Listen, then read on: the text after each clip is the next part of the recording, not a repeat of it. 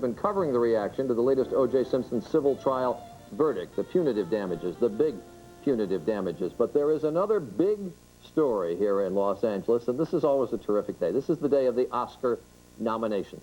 Just a few moments from now, Hollywood is going to unveil its new A-list, the roster of movies and movie stars and directors nominated for this year's Academy Awards. We're going to bring you those nominations live as they're announced in just a few moments. And I've got Joel Siegel with me here in Los Angeles. Chantal Westerman is standing by at the Academy of Motion Picture Arts and Sciences. We got all this going, and we're going to run them down, and we're also going to check with Joel and compare his predictions to the actual choices that are made by the Academy. Joan, it is always a time for Joel to be on the hot seat. I've got them right here. I saved them, okay? So have I. I saved them from yesterday, Right. and I've got them now. After the nominations are read, we will be among the first to congratulate a few of the contenders. You can bet they're standing by their phones right now. But first, let us get all the morning's news from Elizabeth Vargas. Elizabeth? All right, thank you, Joan. There is other news besides the O.J. Simpson trial this morning. The first trial in a murder case that led to an investigation of racism in the military begins today. James Burmeister is one of two former Fort Bragg soldiers accused of killing 2 blacks in Fayetteville, North Carolina in 1995. For the first time ever, the Army has suspended its top enlisted soldier.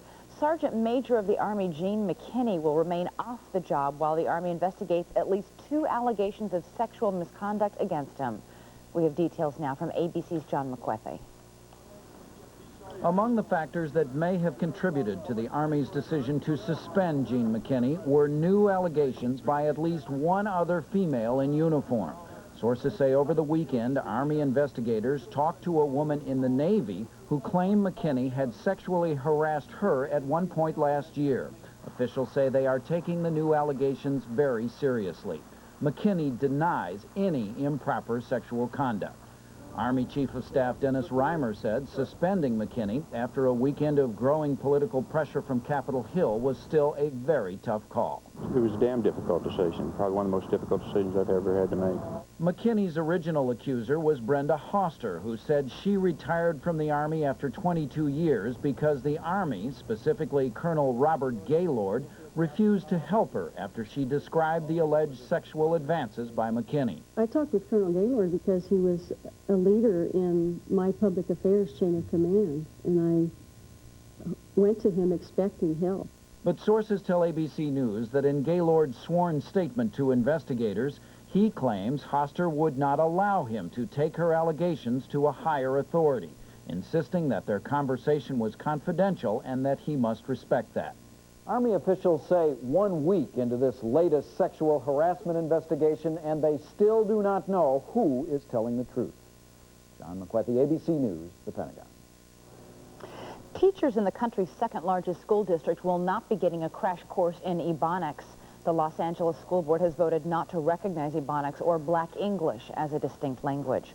On World News Tonight, the latest news regarding your future travel plans and the potential strike threatening American Airlines. That story on World News Tonight with Peter Jennings. And finally, the dog show to end all dog shows is underway in New York. It is the 121st annual Westminster Kennel Club Dog Show. More than 2,500 canines of 153 breeds are vying to be the top dog. Wow. What was that? Top dog of their breed and the top dog overall. I know that was some very exotic, gorgeous dog. I'm sorry, I don't know what kind that was. Wasn't it unusual looking? It was. Gorgeous is in the eye of the beholder, I think. It was a beautiful Or perhaps dog. the owner. We're going to hear from the owner shortly. I'm sure we will. All right. Guess I better do the weather. Yeah, here we go. It's going to be a chilly day over much of the nation. Up in the northern plains, highs will reach only to the teens and 20s. It's chilly, in fact, all the way down into the southern tier of states, so most high temperatures will be a little bit below normal today, but nothing very extreme. Nothing very extreme either in the way of weather systems. It's going to be dry in the southeast and south central states. Light snow will reach across the upper Midwest into the northeast, trailing back into the northern Rockies as well. And some showers could be locally heavy at times, pushing through the desert southwest. That's a look at the national weather. Here's a look at what's happening where you are. Good morning. I'm meteorologist Bill Evans. We're right here at Rockville Center at Parents of the World. Mark, thanks for having us. Thank you very much. All right. Hope you have a great day. Stay warm. It'll be cold today. Sunshine and 30. We'll have some snow in the afternoon and in the evening. And then we'll have